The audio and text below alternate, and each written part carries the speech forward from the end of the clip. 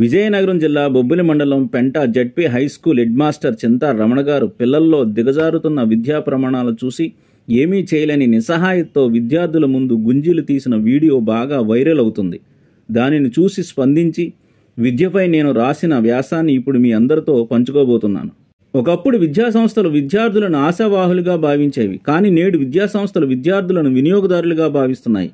ఈ దృష్టి లోపం వల్లనే విద్యలో నాణ్యత రోజురోజుకి దిగజారుతుంది.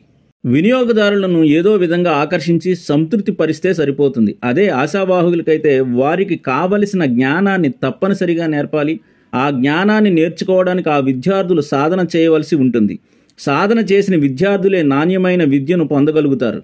అందరినీ ఏదో విధంగా ఉత్తీర్ణులను చేసి పెద్ద పెద్ద బ్యానర్లు కట్టి తల్లిదండ్రులను ఆకర్షించాలనే వ్యాపార దృక్పథం విద్యా సంస్థలను నడిపే యాజమాన్యంలో ఉన్నంత కాలం నాణ్యత విద్యార్థుల మార్కుల షీట్లలో మాత్రమే కనిపించి వారి మేధస్సులో కనిపించదు.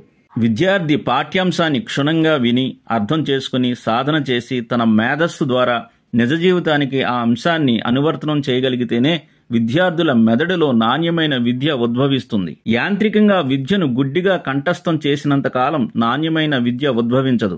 నాణ్యమైన విద్యకు విద్యార్థి యొక్క మానసిక ప్రమేయం తప్పనిసరి. విద్యార్థుల పరీక్షా మార్కులలో వ్యత్యాసం ఉండవచ్చు, కానీ వారికి నేర్పిన నైతిక విద్య మరియు వ్యక్తిత్వ వికాసాలలో మాత్రం అందరూ సమానంగానే ఉండాలి. అదే నిజమైన నాణ్యమైన విద్య.